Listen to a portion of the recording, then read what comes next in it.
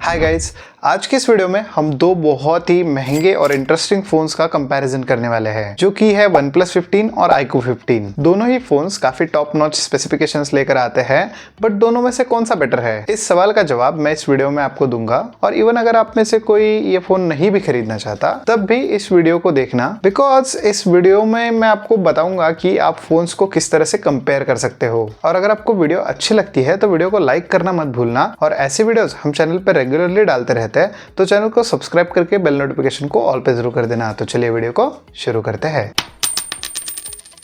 6 important and अलग अलग criteria में हम इन फोन्स को कंपेयर करने वाले हैं। शुरुआत इनके डिजाइन एंड बिल्ड से करते हैं। ऑनेस्टली स्पीकिंग, इनके बिल्ड में उतना ज्यादा डिफरेंस नहीं है। दोनों ही फोन्स में आपको फाइबर ग्लास का भी ऑप्शन मिलता है और ग्लास बैक पैनल का भी ऑप्शन मिलता है। फ्रेम दोनों ही फोन्स में मेटल का मिलता है और IP68 69 रेटिंग दोनों ही फोन्स में आपको मिल जाती है। तो बिल्ड क्वालिटी में ऐसा कुछ डिफरेंस है नहीं। दोनों ही फोन्स हाथ में लेने पर काफी प्रीमियम एंड स्टडी फील होते हैं, बट डिजाइन में मेजर चेंजेस है। iQOO अपना iQOO 13 वाला ही डिजाइन लैंग्वेज फॉलो कर रहा है, जो कि दिखने में डेफिनेटली थोड़ा सा बोरिंग तो लगता है। जबकि OnePlus में आपको एक पूरी तरह से रिफ्रेश्ड डिजाइन मिलता है। इसका कैमरा मॉड्यूल मुझे पर्सनली काफी अच्छा लगा है। अगर इन फोन्स को साइड बाय साइड रखा जाए तो मेरी क्लियर चॉइस OnePlus रहेगी। फंक्शनैलिटी वाइज देखा जाए तो OnePlus में आपको एक एक्स्ट्रा बटन मिल रहा है, जिसे आप कोई भी टास्क के लिए कस्टमाइज कर सकते हो। जबकि iQOO के कैमरा मॉड्यूल के अराउंड एक लाइट मिलती है, जो कि नोटिफिकेशन लाइट की तरह काम करती है। दोनों की ही अपने अपने एडवांटेजेस है। ओवरऑल देखा जाए तो बिल्ड क्वालिटी दोनों ही फोन्स की काफी हद तक सिमिलर है,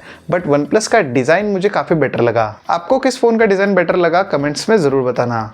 अगला एस्पेक्ट है डिस्प्ले। दोनों ही फोन्स में डिस्प्ले आपको लगभग सिमिलर साइज का मिलता है, बट उसके अलावा बाकी सारी चीजें काफी डिफरेंट है। जैसे कि iQOO में आपको 2K रेजोल्यूशन और 144 हर्ट्ज के रिफ्रेश रेट के साथ आने वाली डिस्प्ले मिल रही है, जबकि OnePlus में आपको 1.5 के रेजोल्यूशन और 165 हर्ट्ज का रिफ्रेश रेट मिलता है। पीक ब्राइटनेस की बात करें तो दोनों में अराउंड 4500 निट्स की पीक ब्राइटनेस मिलती है, और दोनों ही फोन्स HDR वीडियो के टाइम पे काफी हद तक ब्राइट हो जाते हैं, बिकॉज दोनों में ही HDR के साथ साथ डॉल्बी विजन का भी सपोर्ट मिलता है, जिसकी वजह से जब आप मूवीज वगैरह देखते हो क्वालिटी काफी बढ़िया रहती है। फिर डिफरेंस कहाँ आता है जब आप इन फोन्स को आउटडोर यूज करते हो। OnePlus में आपको 2000 निट्स की ब्राइटनेस मिलती है, जबकि iQOO में आपको 2600 निट्स की ब्राइटनेस मिल रही है। HBM मोड की बात कर रहा हूं मैं। जब आप फोन को आउटडोर में यूज करते हो ना, iQOO की डिस्प्ले आज तक की सबसे ब्राइट डिस्प्ले है। ऐसा नहीं है कि OnePlus की डिस्प्ले बेकार है, वो भी काफी हद तक विजिबल होती है, बट स्टिल iQOO के पास एक थोड़ा सा एडवांटेज तो है यहाँ पे। वहीं पे जब आप डिस्प्ले के बेजल्स को नोटिस करते हो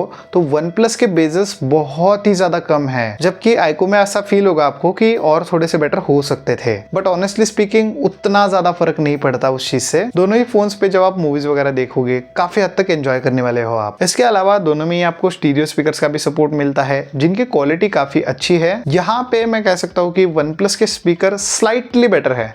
19-20 का फर्क है, स्लाइटली बेटर है OnePlus। Display and multimedia department में ये क्लियर कह सकता हूँ कि OnePlus की डिस्प्ले भी अच्छी है, बट iQOO की डेफिनेटली बेटर है। अब परफॉर्मेंस की बात कर लेते हैं। दोनों ही फोन्स में आपको काफी सिमिलर परफॉर्मेंस मिलती है, मतलब एकदम टॉप ऑफ द लाइन। दोनों ही फोन्स इस साल के फ्लैगशिप प्रोसेसर के साथ आते हैं, जो कि है Snapdragon 8 Elite Gen 5। दोनों ही फोन्स में Antutu में आपको 3.5 मिलियन के ऊपर स्कोर मिलता है, जो कि डेफिनेटली एक बहुत बड़ा नंबर है। ट्रस्ट मी, आज की डेट में कोई भी ऐप या फिर गेम इस तरह का नहीं बना हुआ है कि इन फोन्स की पूरी परफॉर्मेंस बाहर निकाल सके। दोनों ही फोन्स कॉल ऑफ ड्यूटी और BGMI जैसे गेम्स में कैजुअली आपको 120 FPS निकाल के देंगे। मतलब इन दोनों ही फोन्स के लिए वो कोई बड़ी बात नहीं है। अब गेमिंग इतने अच्छे से हो रही है तो कैजुअल परफॉर्मेंस की क्या ही बात करें। इनमें आपको LPDDR5X रैम और UFS 4.1 स्टोरेज मिल रही है, जो कि आज के डेट में सबसे फास्टेस्ट है। तो मुझे नहीं लगता इन दोनों ही फोन्स में डे टू डे लाइफ में आपको कोई भी प्रॉब्लम आएगी। अब one of the most important point यानी कि सॉफ्टवेयर की बात करेंगे। दोनों ही फोन्स Android 16 के साथ लॉन्च हुए हैं, और iQOO ने अपने फोन के साथ 5+7 ईयर की अपडेट पॉलिसी प्रॉमिस की है, जबकि OnePlus में आपको 4+6 ईयर के अपडेट मिलेंगे। अपडेट पॉलिसी iQOO की बेटर है, और अच्छी बात यह है iQOO हो या फिर OnePlus, दोनों ही काफी टाइमली अपडेट देते हैं। सवाल यह है कि दोनों में से बेटर कौन सी है। मैं अगर सच बताऊं तो मैंने दोनों ही UIs को काफी अच्छे से यूज किया है। मतलब मेरे दोस्त के पास OnePlus का फोन है और उसमें OxygenOS 16 आ रखी है, और मेरे खुद के पास iQOO का फोन है जिसमें कि 2 दिन पहले ही OriginOS का अपडेट आया है। 2 दिन से मैंने बहुत ज्यादा यूज किया है अपने फोन को, और उस एक्सपीरियंस से मैं काफी हद तक चीजें क्लियर कर सकता हूँ। पहले OriginOS की बात करते हैं। अगर हम इसे FunTouchOS से कंपेयर करें तो बहुत ज्यादा इंप्रूव हो गई है। मतलब जब आप इसे यूज करते हो ना तो आपको डिफरेंस फील होता है। काफी रिफाइंड है, एनिमेशंस बेटर हो गए हैं, देखने में भी थोड़ा सा बेटर लग रहा है, और सबसे इंपॉर्टेंट काफी सारे AI फीचर्स ऐड हो गए हैं, बट उनमें थोड़ी सी प्रॉब्लम भी है। इसके AI फीचर्स को एक्सेस करना थोड़ा सा मुश्किल है, जबकि जब आप OnePlus के Oxygen OS को देखते हो तो वहां पे AI फीचर्स को आप बहुत इजीली एक्सेस कर सकते हो। एग्जांपल के तौर पे मैं बताऊं, अगर मैं कुछ टाइप कर रहा हूं कीबोर्ड पे, तो OnePlus के जो AI फीचर्स है ना, वो कीबोर्ड में इंटीग्रेटेड है, जबकि iQOO में देखा जाए तो आपको नोट्स ऐप में सब कुछ टाइप करना पड़ेगा, वहां पे आप AI फीचर्स को यूज कर सकते हो। बट अगर मुझे WhatsApp पे AI फीचर्स यूज करने हैं, मतलब राइटिंग टूल्स यूज करने हैं, तो वो नहीं हो पाएगा। यहाँ पे मुझे ऐसा लगता है कि थोड़ी सी चीजें बेटर की जा सकती है। कीबोर्ड में आई थिंक इंटीग्रेट करनी चाहिए चीजें iQOO को, जिससे कि नॉर्मल लोगों को यूज करने में आसानी हो। वैसे अच्छी बात यह है कि दोनों ही फोन्स के AI फीचर्स काफी अच्छे से वर्क करते हैं। बट OnePlus में आपको एक एक्स्ट्रा ऐप मिलती है Mindspace नाम की, जो कि आपके स्क्रीनशॉट्स को या फिर मेमोरीज को अलग अलग डिवाइड करके डेट एंड टाइम के हिसाब से अलग अलग सेव करके रखती है, जो कि डेफिनेटली काफी हेल्पफुल होता है। ओवरऑल यूज करने में भी Oxygen OS ज्यादा रिफाइंड फील होती है as compare to Origin OS। मैं ये बोलूंगा कि बहुत ज्यादा डिफरेंस तो नहीं है, बट आपको एक डिफरेंस नोटिस जरूर होगा। रेटिंग दूं तो मैं Oxygen OS को 10 आउट ऑफ 10 दूंगा और Origin OS को 9 आउट ऑफ 10। थोड़ी सी और बेटर की जा सकती है। वैसे सॉफ्टवेयर एक्सपीरियंस दोनों ही फोन्स का काफी अच्छा है, बट अगर आप कंपेयर करोगे तो OnePlus का थोड़ा सा ज्यादा अच्छा है।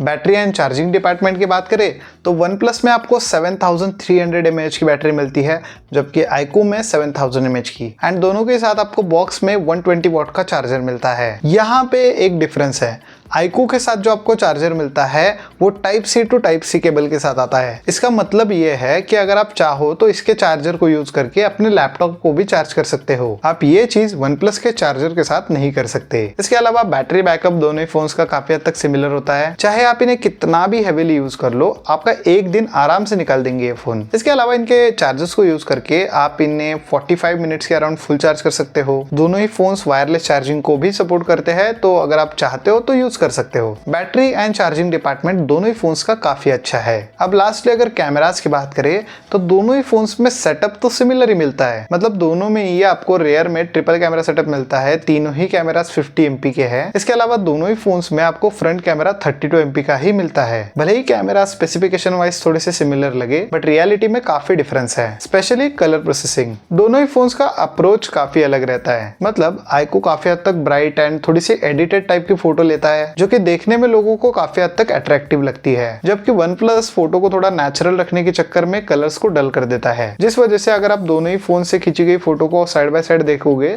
तो iQOO की फोटो थोड़ी ज्यादा अट्रैक्टिव लग सकती है। दोनों ही फोन्स के मेन कैमरास डे लाइट में काफी अच्छे से परफॉर्म करते हैं। दोनों ही फोन्स के मेन कैमरास डे लाइट में काफी अच्छा परफॉर्म करते हैं, बट जब आप लो लाइट की बात करोगे तो वहां पे iQOO थोड़ा सा बेटर रहता है। अल्ट्रा वाइड एंगल दोनों का ही लगभग सिमिलर है। एंड अगर टेलीफोटो लेंस की बात करें तो दोनों में ही आपको 3x जूम का ऑप्शन मिलता है, बट iQOO के टेलीफोटो लेंस से आप काफी बेटर क्वालिटी में पोर्ट्रेट इमेजेस खींच सकते हो एज कम्पेयर टू OnePlus। जैसा कि मैंने शुरुआत में कहा, iQOO की फोटो देखने में काफी अट्रैक्टिव लगती है, जबकि OnePlus की फोटो थोड़ी सी नेचुरल रखने के चक्कर में डल लग सकती है आपको। इसके अलावा सेल्फी कैमरास दोनों ही फोन्स के काफी अच्छे हैं। यहाँ पे भी लगभग सिमिलर स्टोरी है।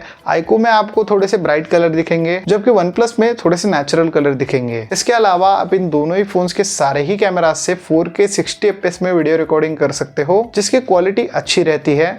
अगर हम इन्हें आपस में कंपेयर करें तो वीडियो रिकॉर्डिंग के मामले में मुझे OnePlus स्लाइटली बेटर लगा एज कम्पेयर टू iQOO। बहुत ज्यादा डिफरेंस नहीं है, बस थोड़ा सा बेटर है OnePlus।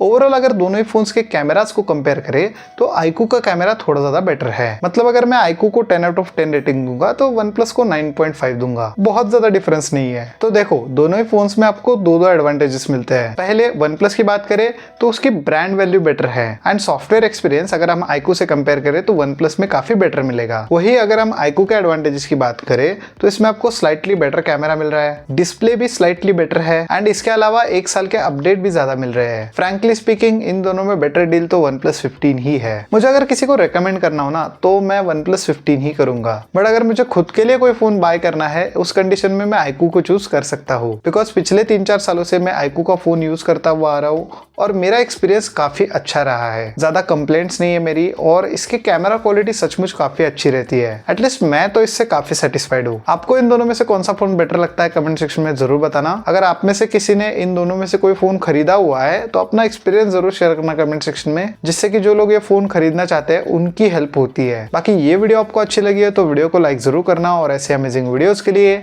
Subscribe to take care.